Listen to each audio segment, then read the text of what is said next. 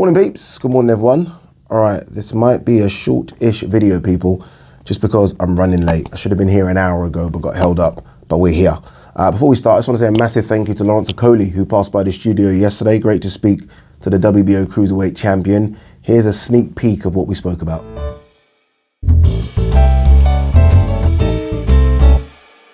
Your entrance.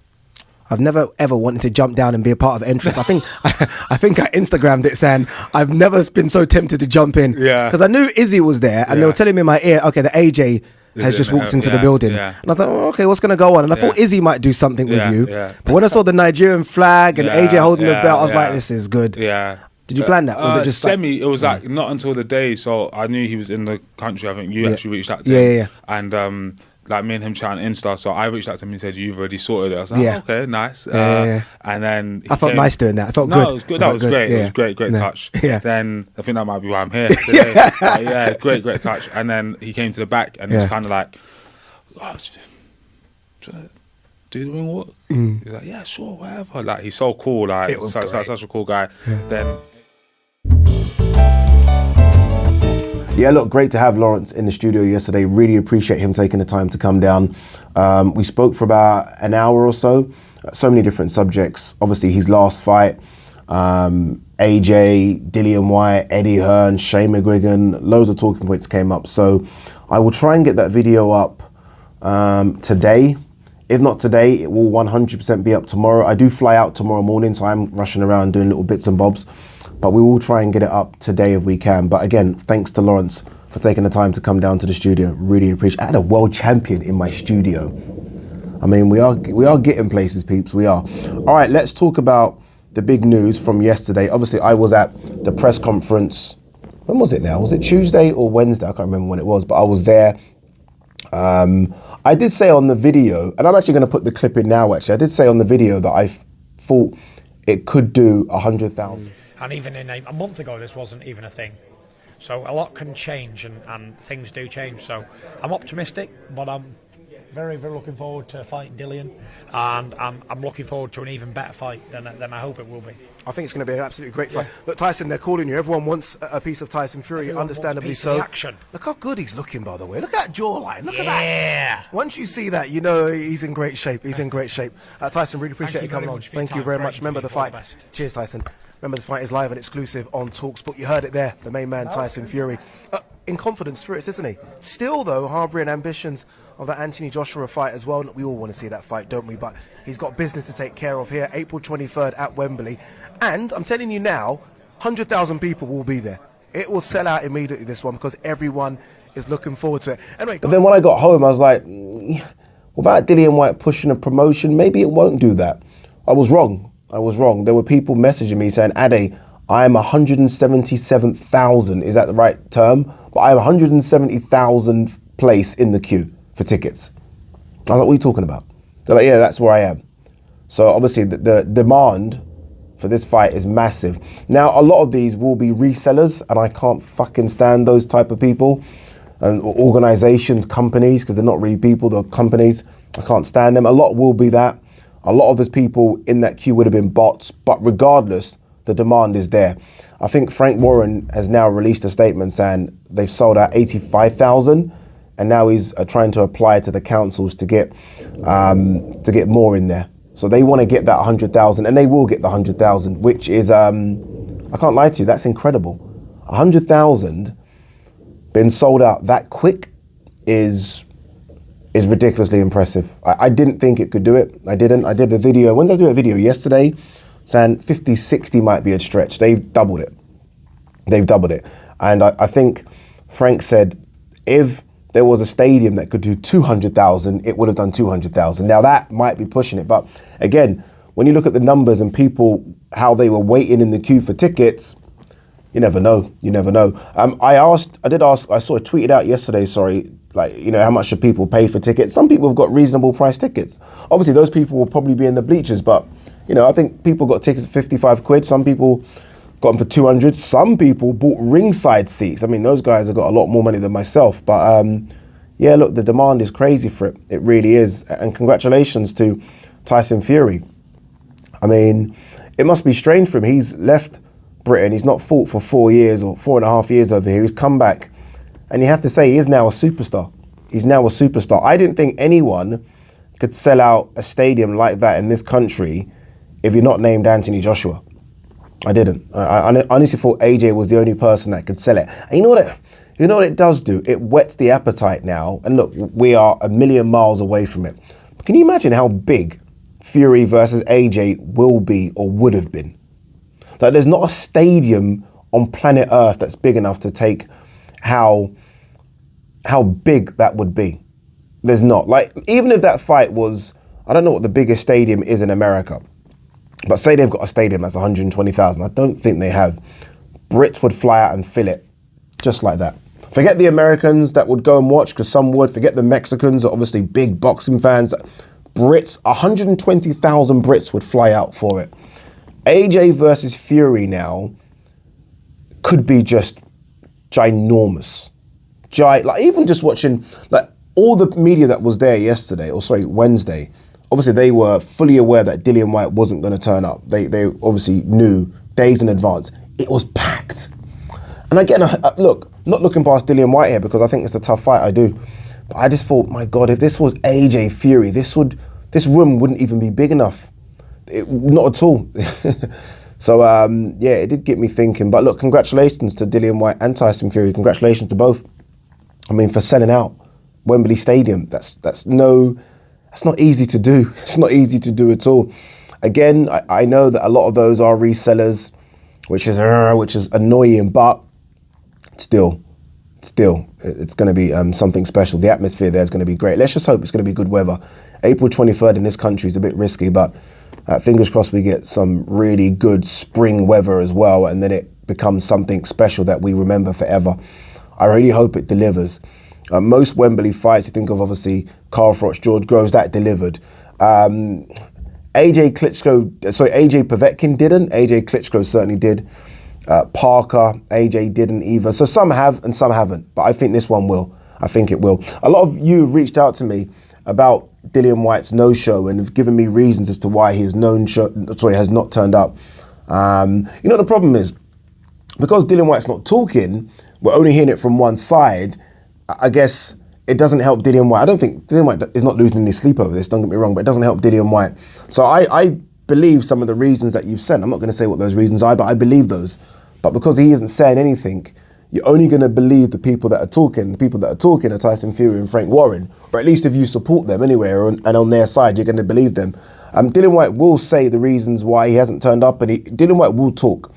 And when Dillian Whyte does talk, I think people are going to be surprised as to what he's going to say. But I guess we wait for that time. But you can't keep someone like that quiet for too long. Like, Dillian Whyte must be itching to say his side, and he will. But I think he's more itching to fight Tyson Fury and get that WBC heavyweight belt and to get that nice paycheck. I mean, yes, he wants a bit more money, but $8 million, and if you win another $4.1 million, plus all the other bits he'll be making, sponsorship and all that, he's good. He's good right now.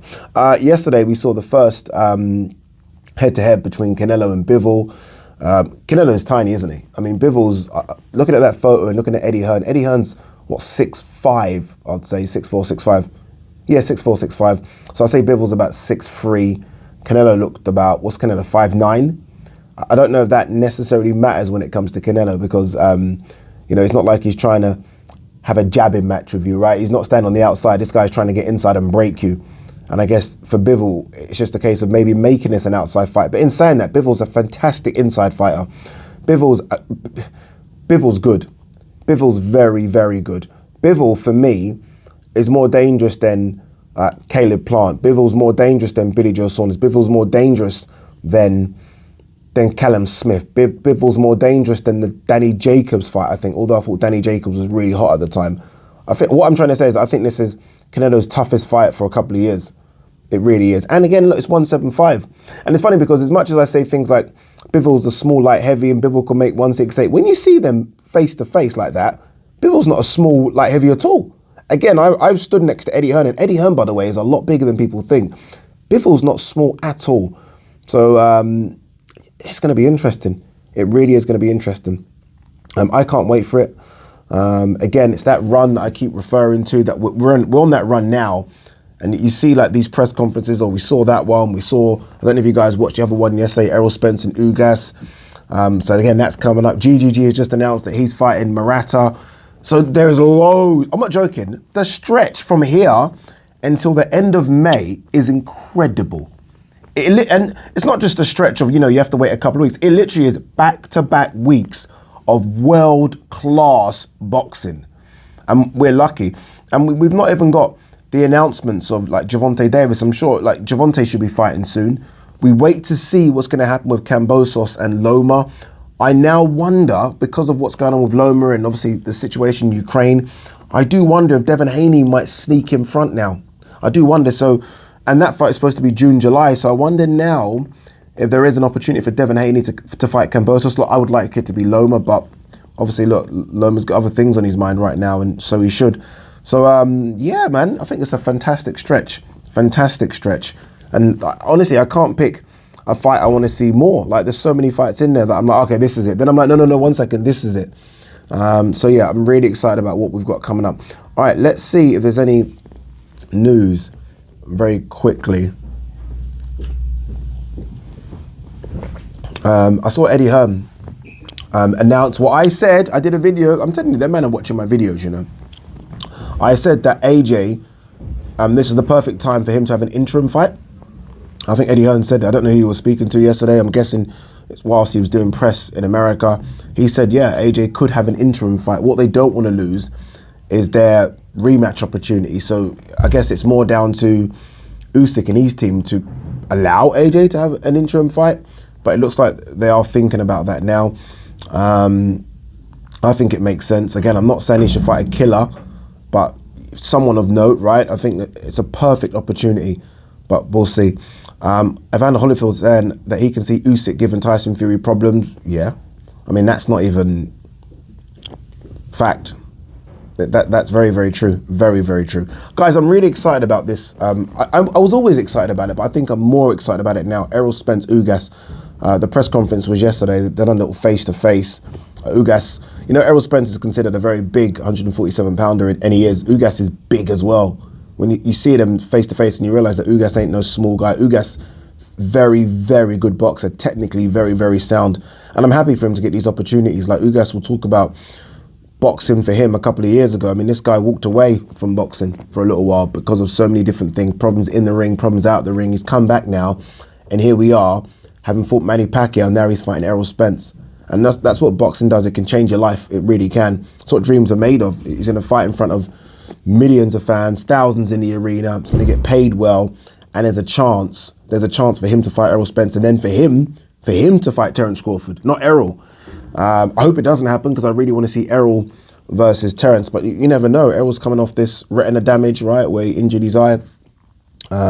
He's been, think about it, inactive in the last couple of years because of the accident as well. So it's a good chance to catch Errol. I mean, Errol's looking good. Errol, I think, remember there was a time when Errol, behind the scenes was drinking.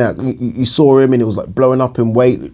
I think his mind's right now. I think that accident, that accident which could have killed him, I think has opened up his eyes like, okay, we need to stop playing around her. So I think we are going to get the best Errol Spence. And I mean, we've got to start putting some respect on Errol Spence's name as well. I almost feel like, when people talk about, oh, this guy's fighting this guy, Errol Spence's little hit list is in the last few years is impressive, to say the least. Impressive, and he deserves a lot of respect. I think because he has mentioned the Crawford fight, by the way, because he did say, he said in an interview recently that he wants to get this belt from Ugas, and then he's going to go after the other belt. So he didn't necessarily say Crawford's name, but Crawford's got the other belt. But what I was getting back at is, I feel like a lot of people maybe not sleep on Errol, but because he hasn't fought Terence Crawford yet, people don't mention him in the same respect they give others. Like Errol, for me, should be a top 5 pound for pounder. Like we should be looking at Errol like that. But he's unbeaten. Errol, the only person Errol hasn't fought is Crawford. Literally, he's going through everyone. And he's making it look good as well. I mean, yeah, he's going to have some tests, and that's because he's fighting the best. But I think Errol deserves a bit more respect than he gets sometimes. What else have we got, peeps? What's the time? We need to leave. Okay, this is interesting. Because everyone's talking about this Tyson Fury retirement talk. you know when things are taken out of context, that talk of him retiring was taken so out of context. I was less than a feet away from Tyson Fury when he said that, and it was all laugh and jokes. Yeah, I'm retiring. He's kind of just smiling as he's saying it. But if you're writing that, you're writing. You're just writing what he says, and you're not really saying how it was. Does that make any sense? Like, he said it as a joke. But the person, I saw Michael Benson say Tyson Fury has announced that he will retire. Did not.